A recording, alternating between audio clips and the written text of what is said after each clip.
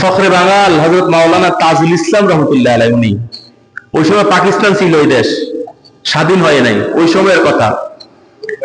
এই পূর্ব পাকিস্তানের মধ্যে থেকে উনি সবচেয়ে বড় আলেম ছিলেন, ফখরে বাঙাল তাজুল ইসলাম রহমতুল্লাহ আলাইহি।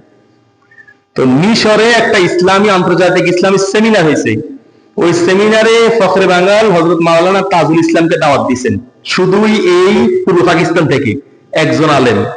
তার মানে সবচেয়ে বড় আলেম ওই জামানার উনি কি ছিল। তো উনি ওই মাহফিলের সেমিনারের সভাপতির আসনে বসা ছিলেন। তখন মিশরের আলেমরা ধরছে, আমরা মাযহাব মানবো না। আমরা কি মানবো না? মাযহাব মানবো না। আমরা নিজেরা গবেষণা করে ইজতিহাদ করে আমরা এই মাসালার সমস্যার সমাধান দেব। তখন মাযহাব মিশরের আলেমরা বলতেছে, ইজতিহাদের দরজা, গবেষণা, আপনার ইজতিহাদের দরজা বন্ধ করছে কে? কেউ তো বন্ধ করে না, এটা তো খোলা। তাহলে আমরা কেন চেষ্টা করব না? আমরা মাযহাব মানবো না, আমরা গবেষণা করবো, ইজতিহাদ করবো।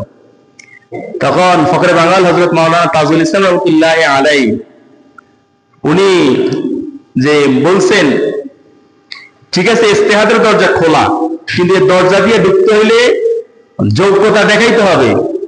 যোগ্যতা দেখাইয়া তারপর দরজা দিয়ে ঢুকেন। কি যোগ্যতা?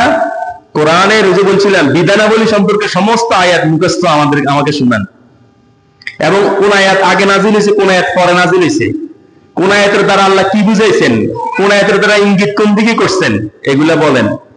রাসূলের হাদিস, সমস্ত হাদিসের মধ্যে বিধানাবলী হাদিস যা আছে সব সনদ মতন সব বলেন।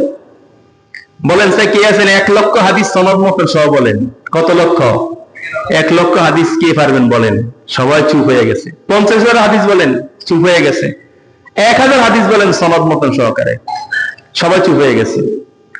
তখন বলতেছেন আপনি যোগ্যতা নাই, আপনি যোগ্যতা নাই বলতেছেন ইজতিহাদ করবেন, যোগ্যতা থাকতে হইব তো।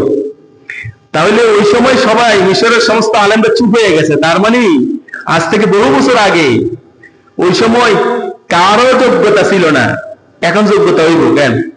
কারো যোগ্যতা নাই, ইজতিহাদ করার যোগ্যতা নাই। কথা কি বুঝে আসছে?